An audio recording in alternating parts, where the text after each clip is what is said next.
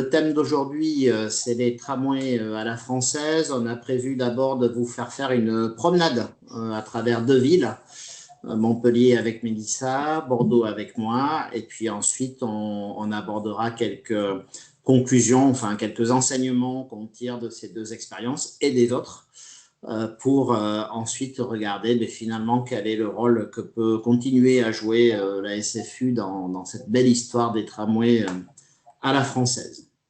Donc, alors attends, voilà. Ah mince, normalement, voilà, ça doit passer. Donc, Mélissa, je te laisse la parole d'abord pour nous amener à Montpellier. Tu me dis quand je te passe les slides. Ok, pas de souci. Je vais d'abord me présenter. Je m'appelle Mélissa Chiry, je suis géographe urbaniste et je travaille depuis 1 an en tant que chargée de mission au pôle mobilité de la métropole de Montpellier. Et je vais vous emmener avec moi faire un petit tour de Montpellier à travers une visite express et quelques photos pour illustrer tout ça. Donc Montpellier, c'est tout d'abord une ville du sud de la France dynamique et attractive, qui allie histoire, modernité et innovation, et qui offre à ses visiteurs en 2024 une expérience variée dans une ambiance méditerranéenne. En visitant Montpellier, vous pouvez flâner dans le centre historique, aussi appelé Écusson du fait de sa forme, et vous perdre dans ses ruelles médiévales. Vous pouvez longer la rue Foch et ses boutiques, passer sous l'Arc de Triomphe pour rejoindre la promenade du Pérou et admirer l'aqueduc des Arceaux depuis son parc. Vous pouvez également apercevoir tout près l'impressionnante cathédrale Saint-Pierre, adossée à la plus ancienne faculté de médecine du monde, puis vous promener dans le plus ancien jardin botanique de France. Dans un contexte de transition écologique, la très célèbre place de la Comédie a récemment porté un projet d'embellissement et de végétalisation, puisque des arbres et un jardin méditerranéen ont été plantés et un banc en calcaire de plus de 100 mètres de long a été aménagé sur la place. La station de tramway Comédie a elle aussi été repensée. Vous pouvez la voir juste derrière moi en fond, en arrière-plan. Grâce à un design et un mobilier plus épuré, elle permet des circulations plus fluides et offre une vue dégagée sur la place. Et depuis, tu peux revenir juste en arrière, Laurent, Oui, s'il te plaît? Avec les photos de la ville, ce sera plus. Et depuis le 21 juin, vous pouvez désormais vous rafraîchir sur l'esplanade Charles de Gaulle, rebaptisée la Porte d'Eau, où des fontaines ont été aménagées et d'où vous pourrez admirer l'Opéra Comédie. Donc la rénovation de ces espaces emblématiques de la ville a redonné tout son éclat au cœur de la cité 40 ans après. Tu peux passer, c'est bon. Et si la poésie d'une ville réside peut-être surtout en sa capacité de flânerie et de promenade, à l'inverse du métro et des autres transports rapides, le tramway possède cette force émotive. Il y a dans le tramway une certaine forme d'un raconter la ville que le métro, le bus ou le vélo ne possèdent pas. Raconter la ville, c'est aussi la raconter au travers du prisme des connexions entre les habitants. C'est raconter une certaine forme d'expérience sociale. Le tramway dépasse alors sa fonction de transport pour devenir un véritable symbole reflétant le dynamisme de la ville et son engagement en faveur du développement durable. Montpellier est l'une des villes françaises qui a misé tout sur le tramway et l'a érigé comme pilier de son système de transport public. C'est un modèle de réussite car son réseau en étoile s'est rapidement imposé comme l'un des plus efficaces et modernes du pays. Ces 4 lignes sont étendues et bien connectées puisqu'elles relient les quartiers périphériques au centre-ville et offrent ainsi une alternative attrayante à la voiture. Alors, inaugurée en 2000, la ligne 1, la bleue, dessert Montpellier du nord au sud sur 15,7 km. La ligne 2, en orange, voit le jour en décembre 2006. Elle traverse la métropole d'ouest en est sur 17,5 km. La ligne 3, la verte, celle qui va vers la mer, dessert 4 communes sur 23 km depuis avril 2012.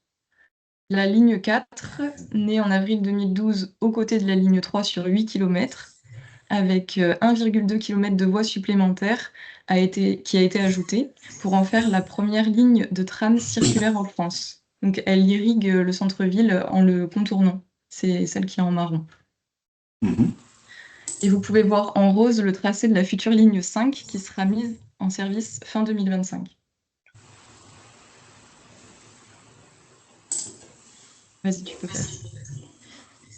Les lignes de tramway sont non seulement efficaces, mais aussi esthétiques, avec des rames décorées par des artistes de renom, où chaque ligne a un design unique, combinant art, culture et histoire locale. Créées par l'équipe de designers Garouste et Bonetti, les hirondelles de la ligne 1 représentent l'air et annonçaient à l'époque le renouveau en matière de transport, tandis que les fleurs multicolores de la ligne 2 représentaient la beauté estivale des paysages héroltés. Le couturier Christian Lacroix a placé la troisième ligne sous le signe de l'eau pour rappeler la proximité de la ville avec les étangs et la mer, tandis que la ligne 4, également designée par Christian Lacroix, reflète le soleil languedocien, symbole de feu et quatrième élément du réseau. Donc après l'air, la terre, l'eau et le feu, la ligne 5 de tramway viendra concilier la nature, la botanique et le monde végétal et compléter ainsi cette galerie d'art en mouvement. Depuis l'an 2000, le tramway à Montpellier est devenu un modèle de réussite et incarne l'emblème de la ville grâce à ses habillages distinctifs. On peut dire que son choix esthétique contribue à l'identité visuelle de la ville et en fait un sujet de fierté pour les Montpelliérains. Donc, ce que je peux dire de Montpellier en 2024, c'est qu'elle se distingue par un mélange harmonieux de tradition et de modernité et que le développement durable est au cœur de ses préoccupations urbanistiques, avec notamment la création de nombreux espaces verts et des initiatives diverses pour promouvoir les modes de transport écologiques. Je passe la Bien, parole. merci beaucoup. Merci beaucoup, Mélissa. Donc, maintenant, à mon tour de vous amener dans une autre ville, donc Bordeaux. Alors, Bordeaux a également développé un réseau de tramway à la fin des années 90, début 2000. Et ce tramway, aujourd'hui, un peu comme à Montpellier, il fait partie intégrante finalement à la fois du renouveau, de l'attractivité et de l'image de la ville. Ce qui caractérise Bordeaux d'abord en tant que ville, c'est que c'est le plus grand centre urbain sauvegardé d'Europe. Et donc, il y avait déjà un impératif au début de la conception du tramway de Bordeaux, c'était de travailler en harmonie avec ce patrimoine. Et ça a occasionné finalement une innovation majeure, c'est que le tramway de Bordeaux, dans toute la traversée du centre-ville, n'a pas de fil, il n'a pas de caténaire. Et pour autant, à l'époque, on n'était pas encore très doué en matière de batterie. Et donc, il a inventé et breveté une alimentation par le sol qui est extrêmement technique et spéciale. Donc ça, c'est le premier point.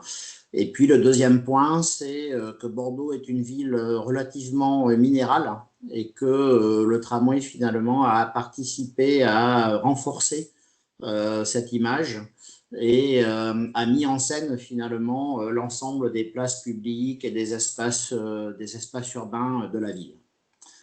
Une autre innovation très importante de Bordeaux, c'est que c'est la première et la dernière fois qu'on a fait 3 lignes de tramway d'un coup.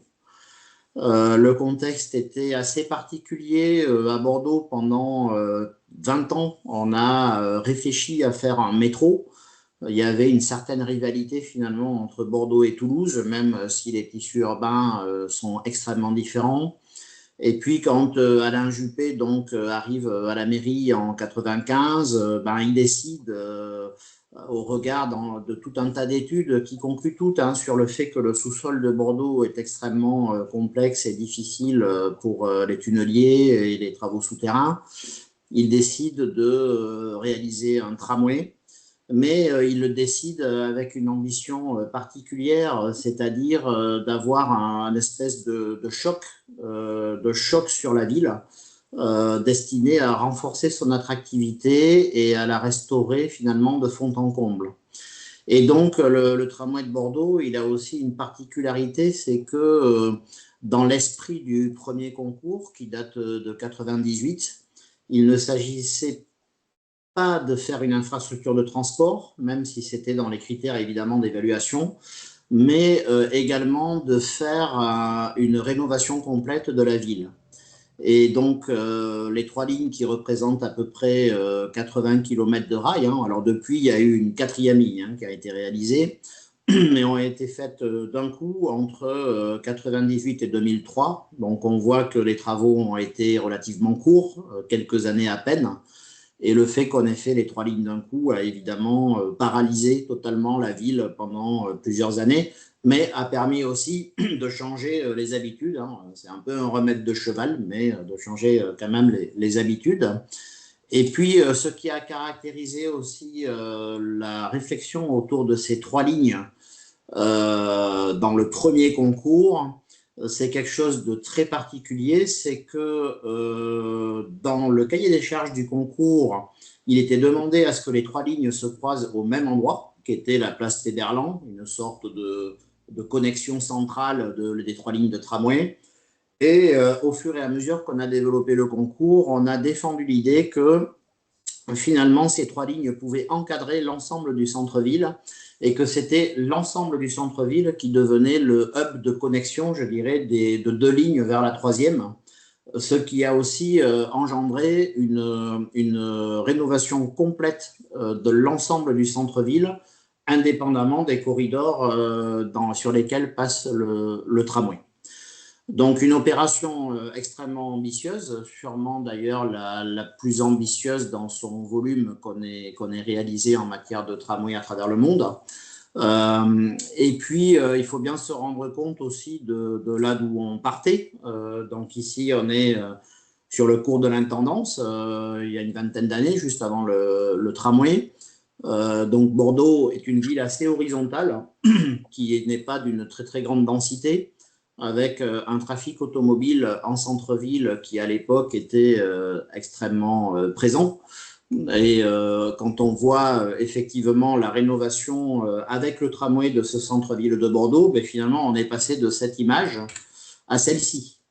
Donc on voit quand même le gap, enfin le changement de paradigme qui a été opéré.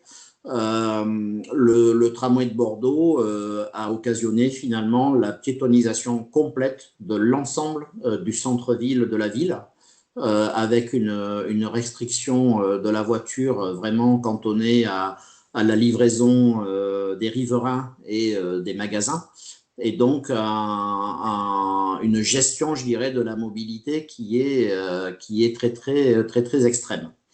Et puis, le tramway de Bordeaux, donc, il est également caractérisé par un espèce de déroulement du tapis rouge. Alors, on a l'habitude, quand on fait des tramways, on va revoir ça tout à l'heure avec Mélissa, de travailler de façade à façade et d'aménager l'ensemble de l'espace public. Mais à Bordeaux, il y a eu un troisième effort qui a été fait de façon concomitante avec le développement du tramway, qui est la rénovation des façades. Donc, au fur et à mesure que le tramway s'est déroulé dans la ville, toutes les façades ont été rénovées avec un système assez astucieux finalement de subvention aux habitants et aux propriétaires de ces immeubles pour les restaurer en même temps que le tramway arrivait. Et donc, c'est ce qu'on appelle la triple maîtrise d'ouvrage, une maîtrise d'ouvrage donc qui traitait l'infrastructure du tramway en tant que telle, une seconde qui traitait les espaces publics adjacents et une troisième qui traitait les bâtiments.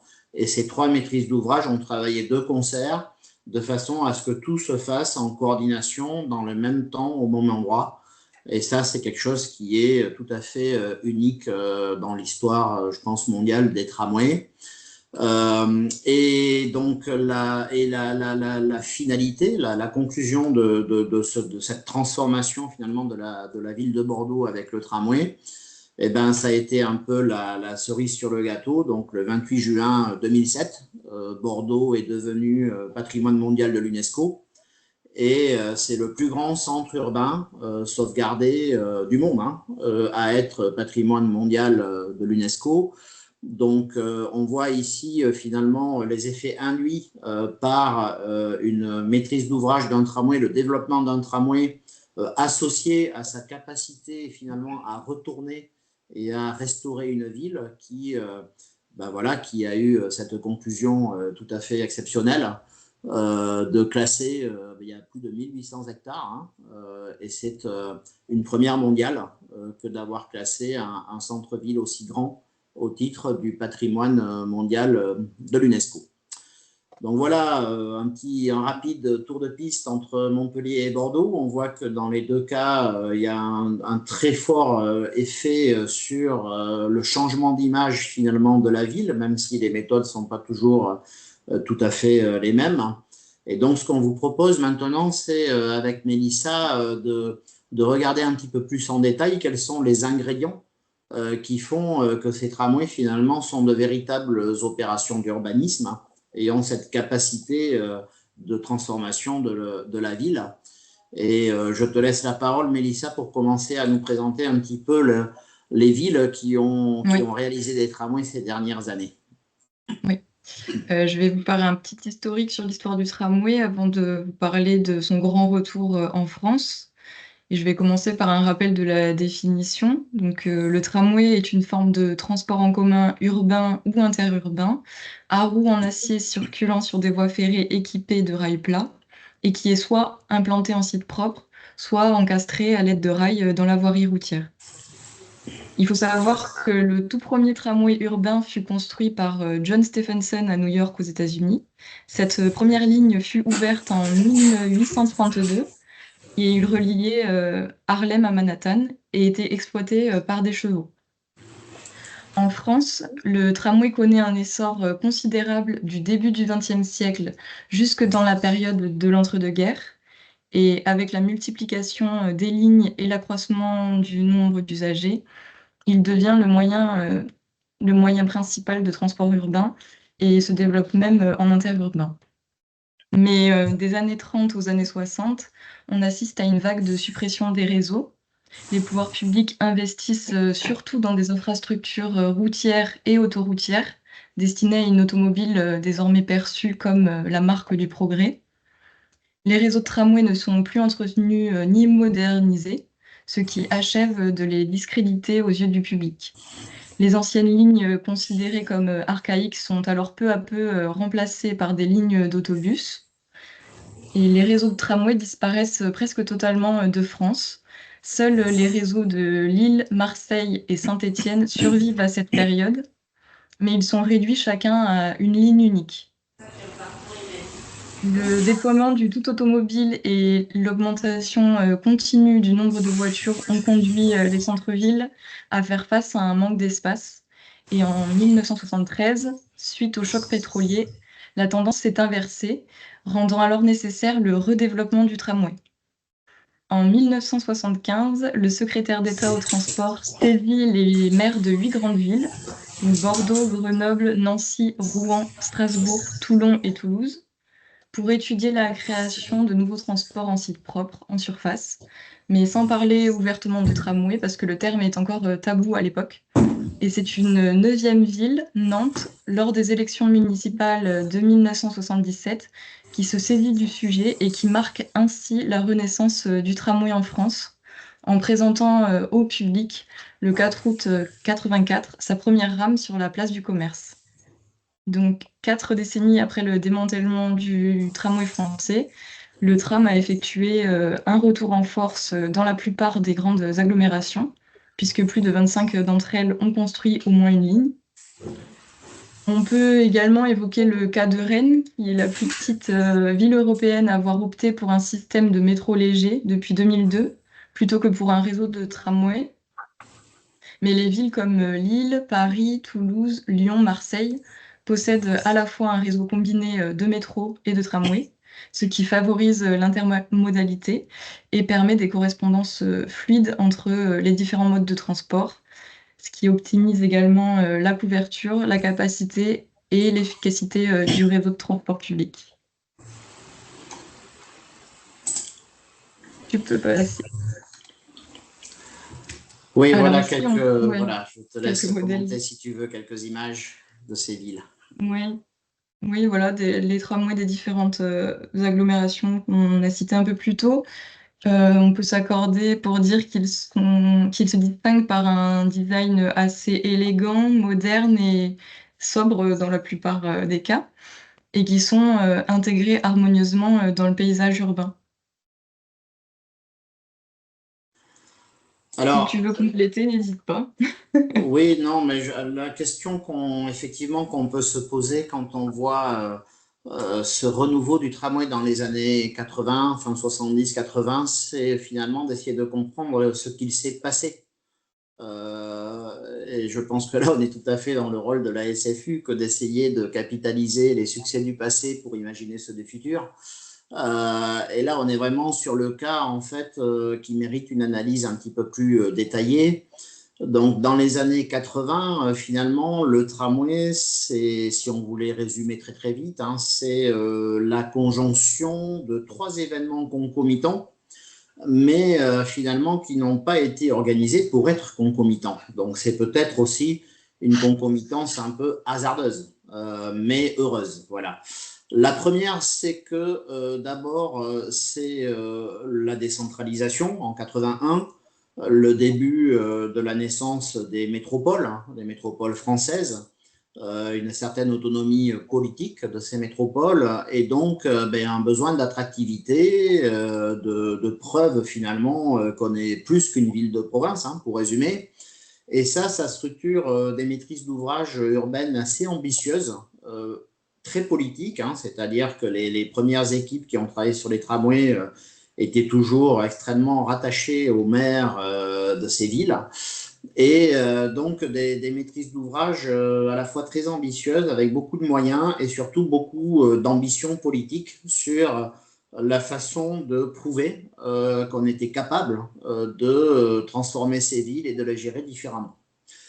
La deuxième concomitance qui est très très importante, c'est pourquoi est-ce que finalement on a inventé le tramway à la française? C'est parce on a les fabricants de ces tramways en France, et en particulier un qui a le nom d'Alstom, qui est quand même le leader mondial de l'industrie ferroviaire, et qui effectivement décide dans les années 70-80 d'adresser, ou du moins de ressusciter, comme l'a expliqué Mélissa, ce moyen de transport. Mais il le fait avec à la fois l'ensemble des innovations, toute l'agilité et toute l'infrastructure industrielle nécessaire.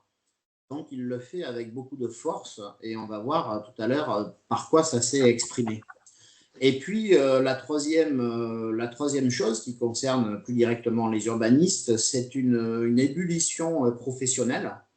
Dans les années 80, on commence à désiloter un petit peu les professions. On invente le travail en groupement complexe. Tous les groupements qui répondent à ces premiers tramways comportent énormément de parties prenantes avec des ingénieurs, des urbanistes, des architectes, des paysagistes, des designers, mais aussi parfois des historiens, des innovateurs, etc. Donc en fait, tout un travail en groupement. Aujourd'hui, ça paraît plus naturel, mais à l'époque, c'était pas du tout facile et usuel de travailler en groupement. Et donc finalement, une profession aussi qui s'invente elle-même et qui se structure pour répondre à ces ambitions un petit peu nouvelles des tramways. Et puis, Mélissa en a touché deux mots, mais il y a eu un quatrième gros pilier qui a été l'intervention de la puissance publique. Donc, effectivement, par cette invitation auprès des villes à travailler sur ces sujets-là. Mais il y a eu également des lois très importantes. Donc, en 82, la loi d'orientation sur les transports intérieurs, qui préconise de faire des plans de déplacement urbain, c'est-à-dire toutes les grandes villes doivent présenter un plan de déplacement urbain qui adresse en fait toutes les formes de mobilité pour essayer de les améliorer. Et puis en 94, la loi sur l'air qui, elle, rend ces plans de déplacement urbain obligatoires au nom de la qualité de l'air. Hein. Donc c'est paradoxal aussi de voir un peu tous ces vases communicants entre tout ce qui fait la santé et le bien-être en ville. Et donc, la loi sur l'air est assortie également de ce qu'on appelle les dossiers de prise en considération, qui sont à l'époque les dossiers qu'il faut présenter à l'État pour avoir les subventions. Ces subventions pouvant aller jusqu'à 30% du coût d'investissement du tramway, qui sont donc vitales pour les mettre en œuvre. Et ces dossiers de prise en considération sont très robustes. Ils doivent comporter un plan de déplacement urbain. Ils doivent présenter toute la capacité du tramway à transformer les mobilités et la ville. Et donc, ça occasionne finalement des documents qui sont très qualitatifs, qui sont aussi très bien présentés en général et qui en fait définissent un petit peu l'esprit dans lequel on va travailler ces tramways. Donc là, j'ai repris à droite une petite citation que je suis allé chercher sur le site internet d'Alstom, hein, pour revenir à nos industriels. Donc aujourd'hui, ils ont livré à peu près 8000 véhicules de tramway dans 140 villes. Chez Alstom, le tramway, en fait, c'est un vrai succès dans la durée, puisque ça dure depuis 30 ans. Et Alstom, en tant qu'industriel ferroviaire, finalement, affirme aussi dans son image de marque actuelle qu'il a participé à la transformation des mobilités urbaines et qu'il est un acteur majeur de cette transformation. Et pour illustrer un petit peu la force de cette alliance finalement industrielle entre l'attractivité, l'image de marque d'une ville et le milieu industriel, c'est que Alstom a développé énormément d'innovations comme le plancher bas intégral, l'accessibilité au tramway pour tout type de mobilité, la billettique associée, etc., le tramway sans fil, comme on l'a vu à Bordeaux.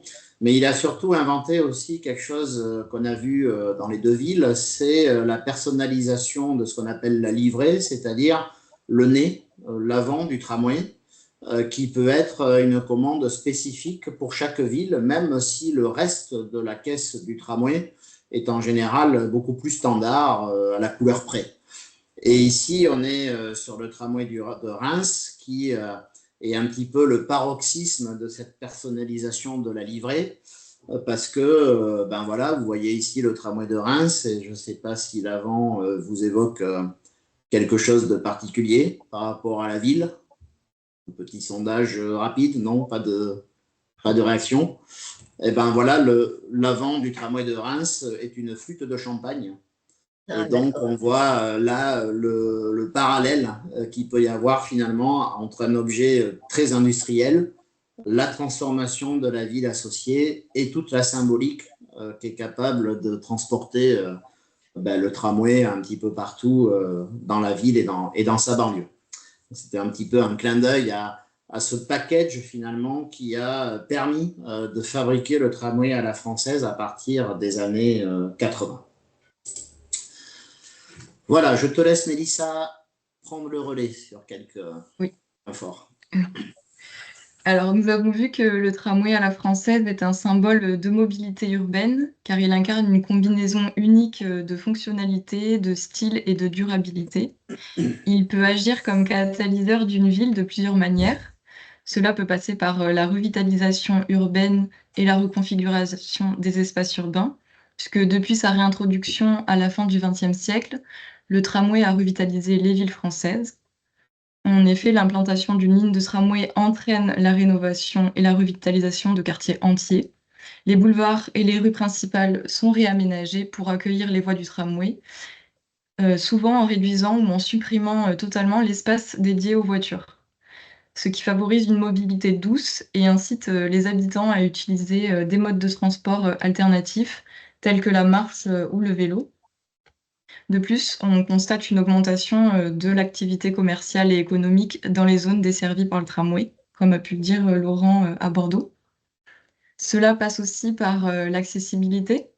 Le tramway rend les déplacements plus faciles. Il est conçu pour être accessible aux personnes à mobilité réduite et pour connecter les quartiers résidentiels aux centres commerciaux, aux zones d'emploi, aux équipements publics.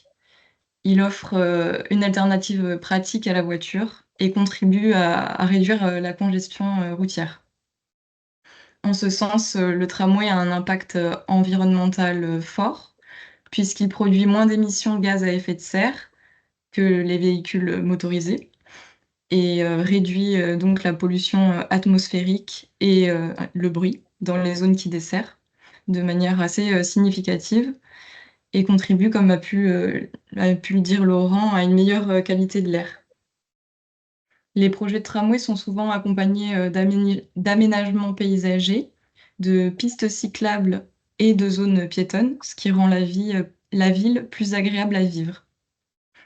En termes de cohésion sociale, le tramway améliore l'accessibilité des services et des opportunités économiques pour tous.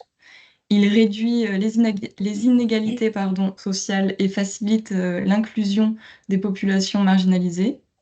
Donc, en connectant différents quartiers, le tramway favorise les interactions sociales et économiques et renforce ainsi le tissu social de la ville. D'un point de vue aménagement, l'introduction d'un tramway incite à une planification urbaine plus intégrée et cohérente, prenant en compte les besoins de transport, de logement, de commerce et de services publics, ce qui optimise l'utilisation de l'espace urbain et stimule le développement résidentiel et commercial. La valeur immobilière des quartiers et des biens immobiliers situés à proximité des lignes de tramway a considérablement augmenté ces dernières années et ces emplacements devenus attractifs continuent de voir fleurir un bon nombre d'investisseurs et de promoteurs immobiliers. Alors, en général, le réseau de tramway est bien intégré avec les autres modes de transport, que ce soit les bus, les vélos en libre-service ou les trains régionaux, ce qui facilite grandement les déplacements multimodaux et qui réduit le temps de trajet pour les usagers. Il offre une alternative efficace aux déplacements en voiture et réduit la pression sur les infrastructures routières et améliore la fluidité du trafic. Donc, à ce titre, le tramway est bien plus qu'un simple moyen de transport. C'est un levier puissant pour transformer les villes, tant en termes d'aménagement urbain qu'en matière de qualité de vie. Il favorise un développement urbain durable et inclusif, tout en reconfigurant les dynamiques de mobilité et les interactions sociales au sein des quartiers qu'il dessert. Donc, on peut dire à juste titre que le tramway est un vecteur de transformation urbaine. Voilà, donc effectivement, un véritable catalyseur de la ville, mais il ne faut pas oublier que c'est surtout une infrastructure assez complexe à mettre en œuvre. Alors d'abord parce que le tramway, c'est quand même un gros objet. Donc on vient poser dans la ville un objet quand même très imposant et qui s'impose. C'est-à-dire il faut faire la place autour de lui. En général, un chantier de tramway, c'est aussi le retraitement de tous les réseaux souterrains, puisqu'on ne peut plus intervenir pour pour réparer les réseaux une fois que le tramway passe dessus. Donc, il y a énormément de choses à régler. C'est un engin ferroviaire, hein, donc il répond aussi à ses propres normes, à ses propres règles. Il est soumis à de la maintenance, il est alimenté par des courants électriques de forte tension. Il est doublé de tout un système de signalisation et de sécurité assez performant. Donc, et puis aussi, ce qu'on oublie souvent, c'est qu'au bout des rails, il y a toujours des ateliers dépôts, il y a toujours des infrastructures en fait qui permettent de l'entretenir, de le restaurer, de le nettoyer, etc. Donc, un tramway, c'est une véritable grosse infrastructure qu'on installe dans la ville. Et puis, au-delà de l'infrastructure, en fait, il développe aussi des services. Donc, il y a tous les services aux voyageurs. Une station de tramway, ce n'est pas une station de bus, c'est un endroit finalement où on trouve de la billettique, où on trouve de la signalétique, où on trouve de la lumière, on trouve des abris. Donc, c'est de véritables petits événements urbains, mais très connectés, très technologiques également. Et tous ces systèmes donc cohabitent, sont relayés par des applications. Donc on voit que finalement l'installation d'un tramway, c'est quelque chose de très complexe. Et ça, c'est indépendamment de tout ce qu'a donc cité Mélissa, qui va jusqu'à après l'aménagement de l'ensemble des mobilités, mais aussi des espaces urbains connexes. Et en général, donc, une opération de tramway, c'est à la fois une maîtrise d'ouvrage qui traite de la plateforme elle-même et des stations, qui est associée à une maîtrise d'ouvrage qui traite de tous les espaces publics adjacents, le tout étant en totale coordination, avec beaucoup d'interfaces évidemment. Et donc, ça rejoint un peu ce que je disais tout à l'heure, ça nécessite une maîtrise d'ouvrage aussi très qualitative et un travail de concert assez poussé. Et puis, il y a un événement quand même toujours dans les tramways qui est le temps des travaux. Donc, Mélissa, effectivement, tu as dit tout à l'heure que à Nantes, sur le premier tramway, on avait annoncé le tramway en 77 et on l'avait inauguré en 84. Donc, c'est des durées de 7 ans.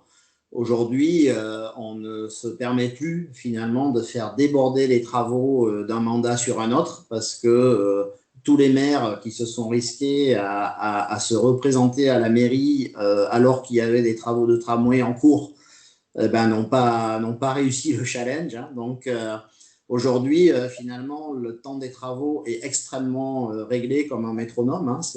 D'ailleurs, l'analogie avec les Jeux Olympiques n'est pas, est pas anodine, mais effectivement, les délais sont extrêmement courts.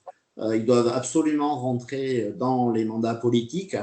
Et quand on voit l'image ici où effectivement ces travaux de tramway occasionnent la révision à la fois de tout ce qu'il y a dans les sous-sols, de tout ce qu'il y a en surface, de façade à façade, et parfois, comme à Bordeaux, de tout ce qu'il y a également dans les bâtiments, eh ben, on voit que c'est des challenges qui sont extrêmement importants et ambitieux. Voilà, et puis deux mots également, avant de repasser la parole à Mélissa, sur l'exploitation une fois que le tramway est réalisé. Parce que finalement, les tramways, ils transforment tellement les villes finalement que il faut penser aussi à l'exploitation une fois qu'il va être réalisé. Ici, on est sur une extrémité du tramway de Nantes où on voit que finalement un boulevard urbain est devenu un parc euh, et donc nécessite évidemment des interventions de la part des espaces verts, des systèmes d'arrosage, des systèmes d'entretien des arbres, mais aussi des rails, des caténaires et de tous les équipements. Et donc des interventions qui sont très différentes par rapport à ce que pouvait être l'entretien de ce boulevard avant que le tramway arrive. Et donc il y a un re-questionnement également de la capacité ensuite de la ville à assumer la gestion et la gestion patrimoniale dans la durée de l'ensemble des équipements et des espaces publics que vont occasionner l'arrivée de ces tramways. Voilà, on voulait finir avec Mélissa sur quelque chose qui anime un petit peu certaines villes aujourd'hui, à savoir est-ce qu'il est possible de faire ce qu'on appelle l'effet tramway avec des bus. Alors, la question, en fait, c'est que dans les années 80, en même temps que le tramway ferroviaire a été développé, il y a eu énormément d'innovations sur des tentatives de tramway sur pneus. Donc, ces tramways sur pneus, ils étaient soit guidés par un rail central unique, comme les petites photos qu'on voit en haut à gauche. Ça, c'est un système français qui s'appelle Translor, qui depuis a été racheté par Alstom et qui aujourd'hui est fabriqué notamment, par exemple, sur les villes de Venise, mais aussi sur certaines lignes de la banlieue parisienne ou ailleurs. Hein. Donc le Translor, c'est un tramway très léger qui n'a qu'un rail finalement. Il n'a qu'un rail avec un système de bouge qui le guide. Hein, et puis les roues, elles, ce sont des pneus. Il y a eu également des tentatives qui se rapprochent plus du bus. Ce qu'on voit en bas à gauche, c'est le bus de Rouen, où là, finalement, le bus, il est guidé par une caméra optique qui lit des signaux sur la chaussée et qui relie directement la lecture de ces signaux au volant. Donc, c'est un bus, finalement, où on peut lâcher le volant et qui se fait guider Alors, il est plutôt utilisé pour accoster au niveau des stations. Mais à l'époque, on imaginait qu'on allait avoir des lignes de bus finalement qui allaient avoir cette capacité de guidage alors qu'il n'y avait pas de rails. Et puis, ce qu'on voit à droite, ce sont des bus qui ne reprennent pas finalement cette idée de guidage. Donc, ils sont guidés par des chauffeurs tout simplement, conduits par des chauffeurs. Mais par contre, ils reprennent l'ensemble des éléments de langage du tramway. Ah, ça, là, c'est le Phébus de Pau, hein. Donc, un plancher bas intégral. Là, c'est des nouvelles technologies. Par exemple, ce bus, il est à hydrogène, hein. Il fonctionne, il est entièrement à hydrogène. C'est un des rares bus à hydrogène français. Et il reprend un peu le dialogue des tramways, à savoir l'aménagement des stations, la billettique, les services associés, une rénovation du centre-ville aussi qui a été concomitante à l'arrivée de ce tramway. Donc finalement, là, on est sur des systèmes de bus très modernes qui capitalisent finalement ce savoir-faire des tramways pour transformer les villes avec à peu près le même impact. Et puis, je crois, Mélissa, que tu voulais compléter avec également la restructuration des réseaux bus associés. Oui, brièvement, le déploiement d'un réseau de bus urbains et suburbains en complément des tramways et des BHNS, et parler du fait que ce soit essentiel pour créer un système de transport en commun qui soit intégré, structuré, flexible et efficient. Donc les bus urbains ont un rôle important à jouer puisqu'ils peuvent desservir les quartiers non couverts par le tramway et le BHNS, comme les zones résidentielles où la densité de population ne justifie pas forcément une infrastructure de tramway ou de BHNS, ou pour circuler dans les petites artères et les rues plus étroites, offrant ainsi une couverture plus fine du réseau de transport. Les bus urbains offrent également une certaine flexibilité d'itinéraire. Par exemple, en cas de travaux, d'accidents ou d'événements spéciaux, les bus peuvent adapter leur trajet pour maintenir le service et également assurer des correspondances efficaces entre les différents modes de transport. Également, le rôle des bus suburbains qui, eux, permettent les liaisons entre le centre-ville et la périphérie. Ils offrent une solution de transport pratique pour les habitants des banlieues ou communes limitrophes. Ils desservent également les zones industrielles, les parcs d'affaires et les centres commerciaux situés en dehors de la ville. Les horaires des bus suburbains peuvent se coordonner avec ceux des trains ou trains régionaux pour minimiser les temps d'attente des voyageurs et améliorer l'efficacité des trajets. En desservant les nouvelles zones résidentielles, les bus suburbains contribuent à une meilleure accessibilité, à une planification urbaine plus équilibrée et peuvent, tout comme le tramway, aider à réduire la dépendance à la voiture et les problèmes de congestion routière. Donc en conclusion, on peut dire que la planification intégrée, de tous ces réseaux est essentielle pour assurer une couverture, complète et une interconnexion, efficace pour, d'un côté, améliorer, l'expérience, des usagers et de l'autre, promouvoir une mobilité urbaine durable. Voilà, en guise de conclusion, donc, on a eu beaucoup de plaisir avec Mélissa à travailler ce sujet du tramway à la française parce qu'il nous semble qu'il détient hein, finalement beaucoup de choses et que ben, la SFU, qui aime beaucoup revenir finalement sur des savoir-faire un petit peu oubliés pour les redynamiser, je pense, joue son rôle ici de révélation finalement de ces savoir-faire. Donc, en termes de mobilité, nos rendez-vous de la SFU sont en train de constituer déjà une bibliothèque de films à peu près unique sur les mobilités. Donc, il y avait eu le rendez-vous de Olivier Bosch sur les liaisons transfrontalières avec la Suisse, où on avait évoqué déjà le sujet du tramway. Il y avait eu le rendez-vous que j'avais réalisé sur la décarbonation des mobilités. Et donc, ce rendez-vous sur les tramways vient compléter un petit peu cette collection. Mais ce qu'on s'est posé aussi comme question avec Mélissa au titre de la SFU, et on va lancer par par ce biais-là un petit peu le débat qui va suivre. Donc, d'abord, on espère vous avoir convaincu que le tramway à la française est un savoir-faire qui est bien plus que celui qui est de réaliser une infrastructure de transport, qu'il requestionne profondément l'essence urbaine, hein, les évolutions globales de la ville. Et puis, on espère aussi qu'on a réussi avec Mélissa à retrouver dans tout ce qui s'est passé dans ces années un petit peu magiques, 80-90, pour théoriser finalement comment ce tramway à la française a pu être réalisé et développé à l'époque.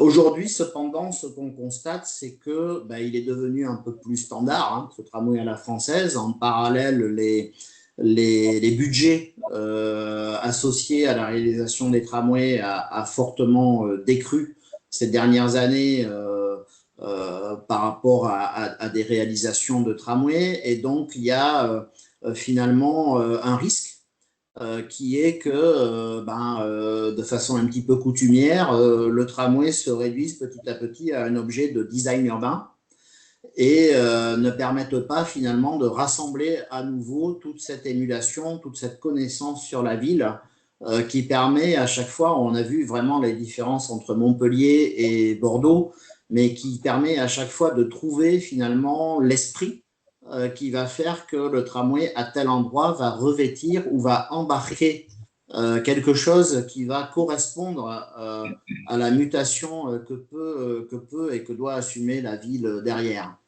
Donc aujourd'hui, ces tramways à la française, ils sont plébiscités à l'international, hein. Il y a de plus en plus de réalisations hors des frontières françaises, mais ils embarquent de moins en moins finalement les urbanistes capables de révéler cette renaissance urbaine induite par les tramways et puis d'en faire des réalités après sur le long terme, bon, qui peuvent aller jusqu'à des classements à l'UNESCO comme on a vu à Bordeaux.